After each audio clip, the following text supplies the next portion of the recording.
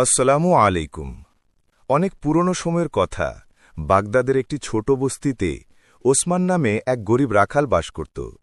ওসমান তার স্ত্রী ও দুই ছোট সন্তানকে নিয়ে মাটির একটি কাঁচা ঝুপড়িতে থাকত।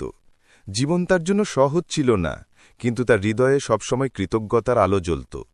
তার জীবনের একমাত্র উদ্দেশ্য ছিল, জীবন যতই কঠিন হোক না কেন, সে সবসময় হালাল রুজি উপার্জনকে প্রাধান্য দেবে। দুনিয়ার ধন সম্পদ ওসমানের কাছে কিছুই ছিল না, কিছু দুর্বল পাতলা ছাগল ছাড়া। সেই ছাগলের দুধ বিক্রি করেই সে তার সংসারের হাড়ি জ্বালাত।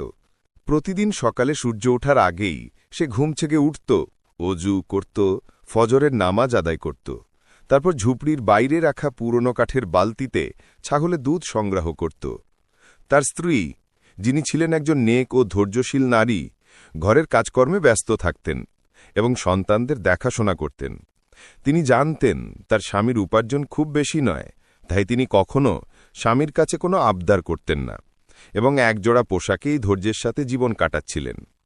তাদের দুজনের মধ্যে ভালোবাসা ছিল সাধারণ কিন্তু গভীর। তারা একে অপরের দারিদ্র্য নিয়ে নয়, বরং হৃদয়ের শান্তি নিয়ে গর্ব করতেন। ওসমান প্রায় তার স্ত্রীকে বলত, হে ফাতিমা, দুনিয়ার নিয়ামত শেষ হয়ে গেলেও হোক, কিন্তু যদি মন তৃপ্ত থাকে তবে মানুষ সবচেয়ে ধনী। ফাতেমা হেসে বলতেন, আল্লাহ আমাদের ঈমান দিয়েছেন, হালাল রুজি দিয়েছেন, এর চেয়ে বড় সম্পদ আর নেই। জীবনেও অভাব ছিল ঠিকই, কিন্তু ঘরে বরকত ও ভালোবাসার পরিবেশ বিরাজ করত। ওসমান সারাদিন জঙ্গলে ছাগল চড়াত। সে প্রায়ই আকাশের দিকে তাকিয়ে বলত, হে পালনকর্তা, তুমি আমাদের মালিক, তুমি আমাদের যা কিছু দিয়েছ আমরা তাতেই খুশি। রাতে যখন বাচ্চারা ঘুমিয়ে পড়ত, ফাতেমা তার স্বামীর পাশে বসে বলতেন, ওসমান, কখনো কি মনে হয় না যে ইস, আমাদেরও যদি বড় বাড়ি, জমি আর চাকর বাকর থাকত? সে হেসে জবাব দিত, ফাতিমা, আমি বড়লোকদের চেহারা দেখেছি, তাদের ঘরে আলো আছে কিন্তু হৃদয়ে অন্ধকার। তারা হালাল হারামের পরোয়া করে না। আমি আমার ঝুপড়ির অন্ধকারকে তাদের আলোর চেয়েও বেশি পছন্দ করি। এভাবেই ওসমানের প্রতিটি দিন কাটত পরিশ্রম, ধৈর্য ও অল্পে তুষ্টির সঙ্গে। দুনিয়ার হিসেবে সে গরিব ছিল, কিন্তু আত্মিক দিক থেকে সে বাদশার চেয়ে কম ছিল না। সময় গড়াতে থাকল। ওসমানের জীবন স্বাভাবিকভাবেই চলছিল, কিন্তু মানুষের জীবন সবসময় একরকম থাকে না। পরীক্ষার সময় ধীরে ধীরে ওসমানের দরজায় কড়া নাড়তে শুরু করল। এক সকালে সূর্য পুরোপুরি ওঠার আগেই ফাতেমা কিছুটা ঘাবড়ে গিয়ে স্বামীকে জাগালেন, ওসমান, উঠে তো দেখো, আমাদের ছেলে জ্বরে পুড়ে যাচ্ছে। ওসমান তাড়াতাড়ি উঠে ছেলের কপালে হাত রাখল। শরীর জ্বরে পুড়ছিল, শিশুটি কাতরাচ্ছিল, চোখে জল আর ঠোঁটে দুর্বলতা স্পষ্ট দেখা যাচ্ছিল। ফাতেমার চোখে চিন্তা আর অশ্রু দুটোই ঝলকে উঠল। আমি ওকে হাকিমের কাছে নিয়ে যাচ্ছি। ওসমান তাড়াতাড়ি চাদর জড়িয়ে ছেলেকে কোলে নিলেন। সে বাগদাদের কাছের এক মহল্লায় পুরনো একটি চিকিৎসালয়ে পৌঁছাল। হাকিম ছেলেকে দেখলেন, নাড়ি দেখলেন এবং কিছু ওষুধের ব্যবস্থা করলেন। তারপর ধীরে ধীরে বললেন, ওষুধের পাশাপাশি ওষুধ তৈরির উপকরণও দামি, কিছু মুদ্রা দিতে হবে। ওসমান মাথা নিচু করল। তার পকেট খালি ছিল। সে সেদিন দুধ বিক্রি করতে বাজারে যায়নি, আর ঘরে একটি পয়সাও ছিল না। হৃদয়ে বোঝা নিয়ে সে নরমভাবে বলল, হাকিম সাহেব, আমার কাছে এখন টাকা নেই, তবে আমার কাছে কিছু ছাগল আছে। আপনি যদি চান তবে আমি তার মধ্যে থেকে 2টি ছাগল দিয়ে দিচ্ছি, কিন্তু দয়া করে আমার ছেলের চিকিৎসা করুন।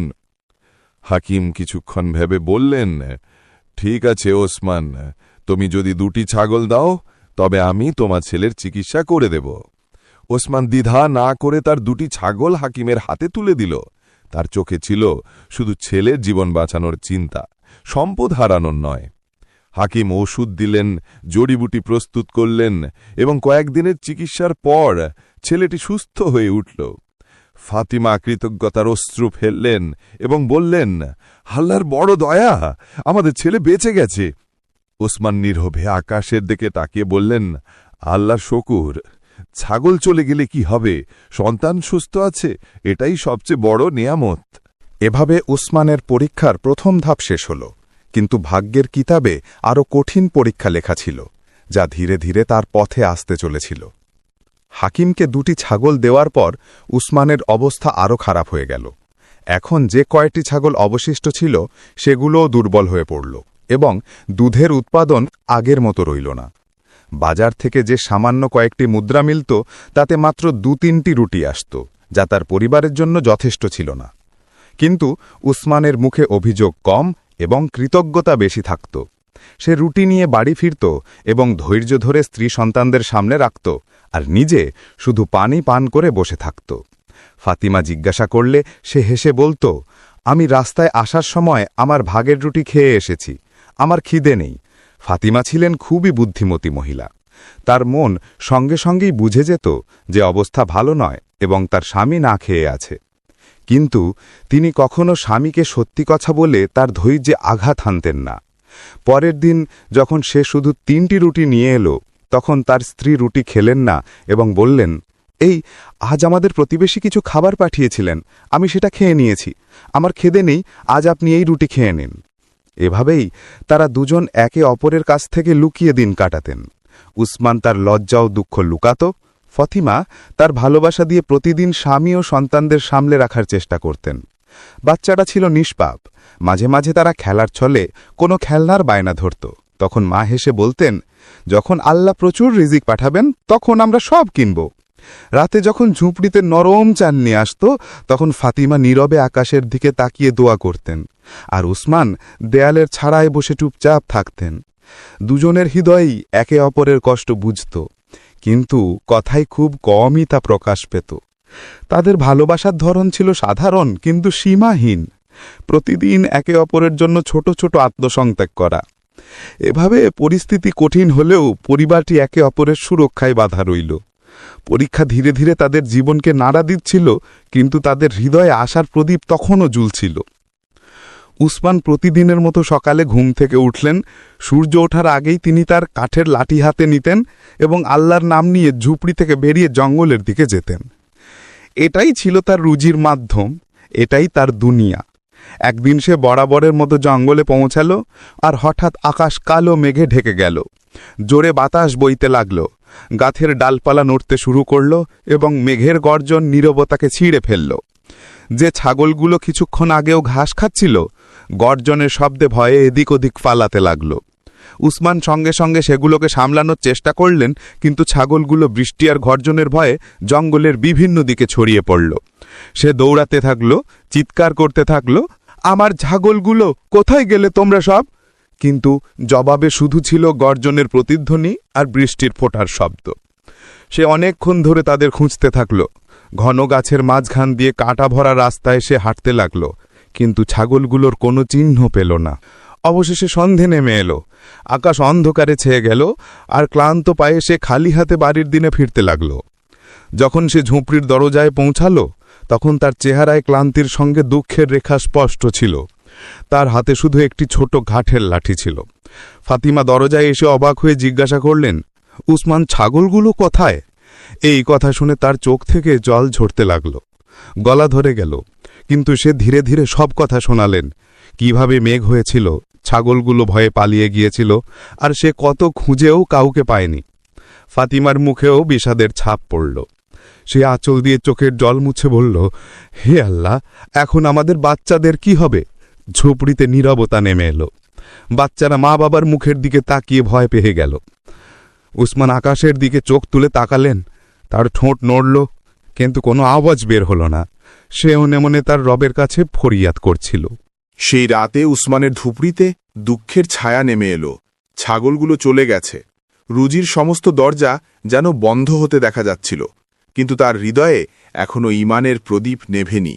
ফাতিমা চুপচাপ বসেছিলেন, সন্তানদের বুকে জড়িয়ে ধরে কাঁদছিলেন। উসমান তাকে নরমভাবে সান্ত্বনা দিয়ে বললেন, ফাতিমা, আল্লাহ আমাদের ভরসা, তিনিই রিজিক দেন, তিনিই নেন। যিনি আজ আমাদের কাছ থেকে কেড়ে নিয়েছেন, তিনি কাল ফিরিয়ে দিতে পারেন। আমাদের ধৈর্য ধারণ করা উচিত।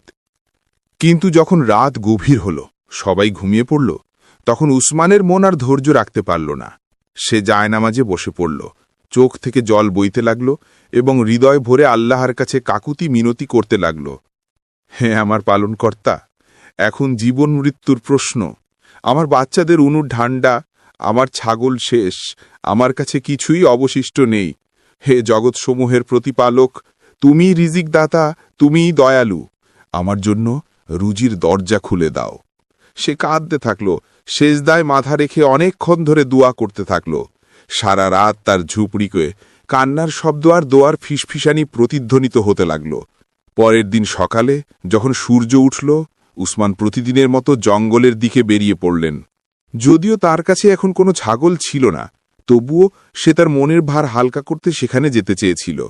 যখন সে জঙ্গলে পৌঁছাল, তখন একটা গাছের নিচে একজন পুণ্যবান দরবেশকে দেখতে পেলেন। তিনি আল্লাহর ইবাদতে মগ্ন ছিলেন। তার চেহারায় নূর এবং চোখে শান্তি ছিল। উসমান ধীরে ধীরে এগিয়ে গেলেন, সালাম করলেন এবং তার কাছে গিয়ে বসলেন। তারপর ভাঙা হৃদয় বললেন, হে দরবেশ, আমি সবসময় হালাল রুজিকেই প্রাধান্য দিয়েছি, কখনো কারো হক ছিনিয়ে নিইনি, কিন্তু এখন আমার অবস্থা এতটাই খারাপ হয়েছে যে সবকিছু শেষ হয়ে গেছে। বলুন, আমি কি করব, কোথায় যাব? দরবেশ চোখ খুললেন, ভালোবাসাপূর্ণ দৃষ্টিতে তার দিকে তাকালেন এবং অত্যন্ত নরমভাবে বললেন, বেটা, এই পরীক্ষাগুলো আল্লাহর পক্ষ থেকে আসে। হয়তো তুমি আল্লাহর কাছে খুব প্রিয় যে তিনি তোমাকে বারবার পরীক্ষা করছেন। মনে রেখো, যাদের আল্লাহ ভালোবাসেন তাদের তিনি পরীক্ষায় ফেলেন, যাতে তাদের ঈমান আরও মজবুত হয়। তুমি সাহস হারাবে না। ছাগল না থাকলে কি হবে? অন্য কোনো কাজ খোঁজো, আল্লাহ তোমার অবস্থা বদলে দেবেন, কিন্তু তোমার হৃদয়ের বিশ্বাস অটুট থাকতে হবে। উসমান নীরবে শুনতে থাকলেন। তার চোখ থেকে জল গড়িয়ে পড়ল। দরবেশের কথায় সে সেই শান্তি অনুভব করছিল যার সন্ধানে সে দিনের পর দিন ঘুরে বেড়াচ্ছিল। সে মনে মনে বলল, হয়তো আজ আল্লাহ এই দরবেশের মাধ্যমেই আমার পথ দেখিয়েছেন।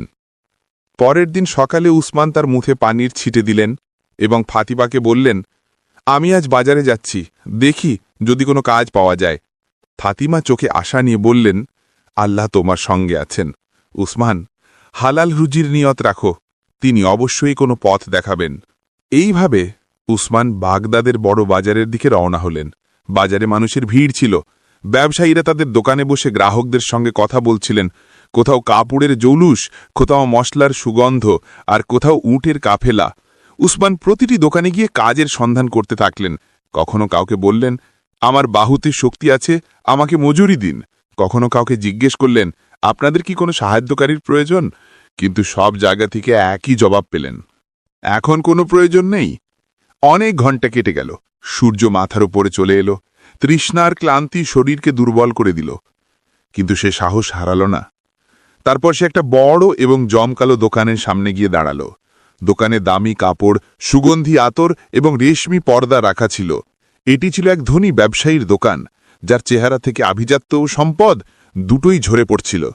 উসমান আদবের সাথে সালাম করলেন এবং বললেন, হে ব্যবসায়ী সাহেব, আপনার কি কোনো কর্মীর প্রয়োজন? আমি পরিশ্রমী মানুষ, যে কোনো বৈধ কাজ সততার সঙ্গে করতে পারি। ব্যবসায়ী কিছুক্ষণ তার দিকে তাকালেন, তারপর বললেন, দোকানে কাজ করার লোক তো আমার কাছে অনেক আছে, কিন্তু আমার এমন একজন লোকের দরকার যে আমার কাফেলার আনামাল গুদাম পর্যন্ত পৌঁছে দেবে। এই কাজ কষ্টের, কিন্তু সততা খুব জরুরি। উসমান সঙ্গে সঙ্গে বললেন, আমি এ কাজ করব, আপনি শুধু বিশ্বাস রাখুন, আমি কখনো বিশ্বাসঘাতকতা করব না। ব্যবসায়ী হালকা হাসির সঙ্গে রাজি হয়ে গেলেন। এইভাবে উসমান মাল টানার কাজ শুরু করলেন। যখনই ব্যবসায়ীরা কাফেলা অন্য শহর থেকে কাপড় আর মালপত্রের বোঝা নিয়ে আসত, উসমান সেগুলি এক এক করে নামাতেন এবং পুরো মনোযোগ দিয়ে গুদামে রাখতেন। দিন কাটতে থাকল এবং ব্যবসায়ী দেখলেন যে উসমান প্রতিবার শুধু সময় মতো কাজ শেষ করেন না, বরং কখনো একটা দিরহামেরও খেয়ানাত করেন না। তিনি বুঝতে পারলেন যে এই লোকটির মধ্যে বিশেষ কিছু আছে। সে পরিশ্রমী গরিব হতে পারে, কিন্তু তার হৃদয় ধনী। এখন সে আর শুধু গুদাম পর্যন্ত মাল পৌঁছে নেবার সাধারণ শ্রমিক ছিল না, বরং এমন একজন মানুষ হয়ে উঠলেন যার উপর ব্যবসায়ী পুরোপুরি ভরসা করতে লাগলেন। একদিন ব্যবসায়ী উসমানকে নিজের কাছে ডাকলেন এবং বললেন, উসমান, তুমি আমার ব্যবসা গুছিয়ে দিয়েছ, তোমার মতো সৎ লোক খুব কমই দেখা যায়। আমি চাই যে এখন তুমি এবং তোমার পরিবার আরাম এবং সম্মানের জীবন কাটাও। এরপর তিনি উসমানের জন্য একটি নতুন বাড়ি তৈরি করিয়ে দিলেন, যেখানে সব ধরনের সুযোগ সুবিধা ছিল। ফাতিমার চোখ থেকে আনন্দের অশ্রু ঝরে পড়ল। বাচ্চারা বাড়িতে ছুটাছুটি করতে লাগলো, আর ঝুপড়ির দিনগুলো এক সুখী জীবনে বদলে গেল। ব্যবসায়ী শুধু উসমানকে টাকার জায়গায় দেননি, বরং তাকে তার ব্যবসার অংশীদারও করে নিলেন। এখন উসমান আর নিছক শ্রমিক ছিল না, বরং এমন একজন মানুষ হয়ে উঠলেন যার উপর ব্যবসায়ী পূর্ণ আস্থা রাখতেন। তার চোখে ছিল কৃতজ্ঞতার অশ্রু এবং ঠোঁটে ছিল সেই বাক্য যা সে সব অবস্থায় বলতো, আলহামদুলিল্লাহ রাব্বিল আলামিন, যিনি ধৈর্যের প্রতিদান দিলেন এবং রিজিকের দরজা এমন জায়গা থেকে খুলে দিলেন যেখানে কোনো আশাই ছিল না। বন্ধুরা, আশা করি আজকের এই ভিডিওটি আপনাদের খুব ভালো লেগেছে।